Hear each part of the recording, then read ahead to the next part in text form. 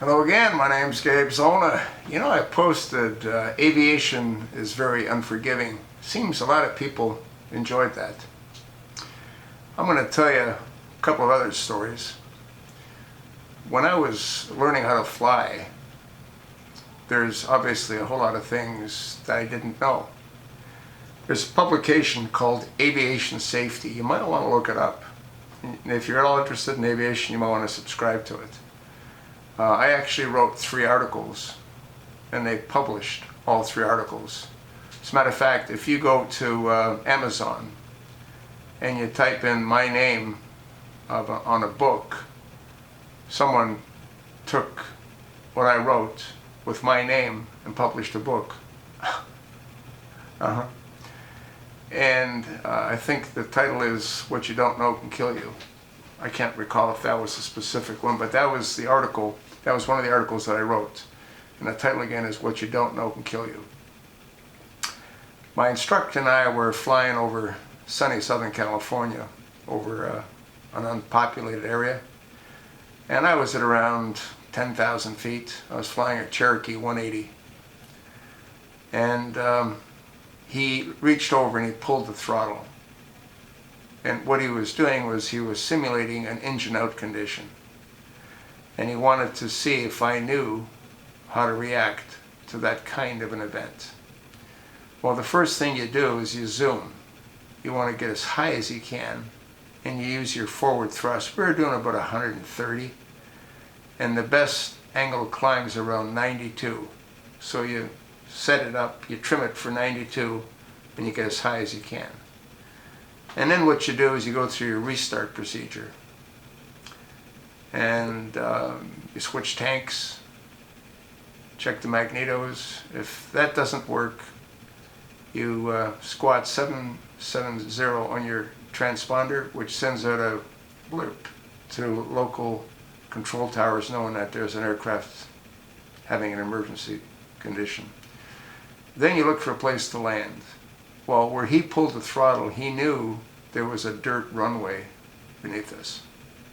And I'm looking, and I looked over, I say, "Hey, Pat," his name was, well, I won't tell you what his last name was, doesn't matter. I almost did.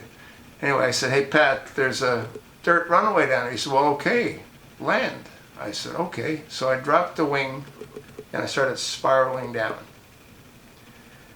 And coming down from 10,000 feet, it took a little while.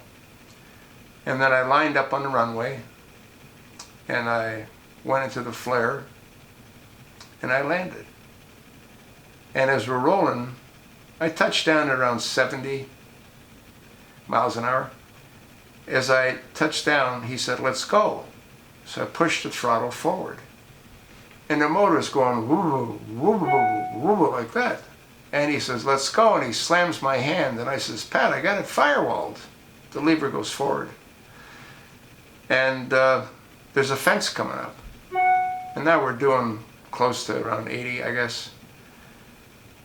I pull back on the control, just clear the fence, and the motor clears itself.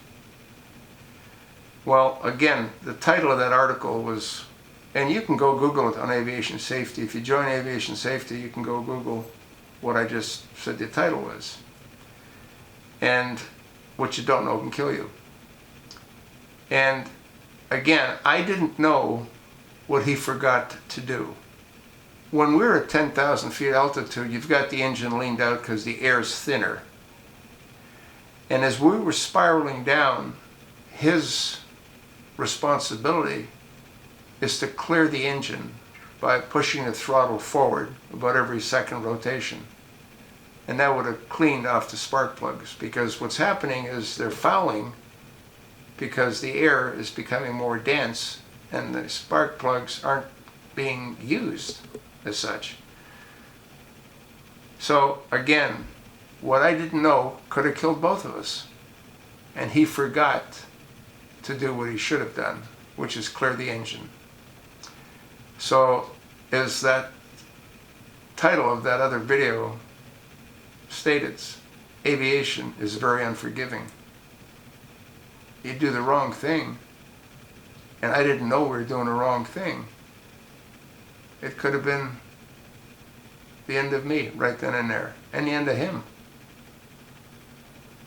So the moral of the story is that you want to find an instructor that knows what he or she is doing.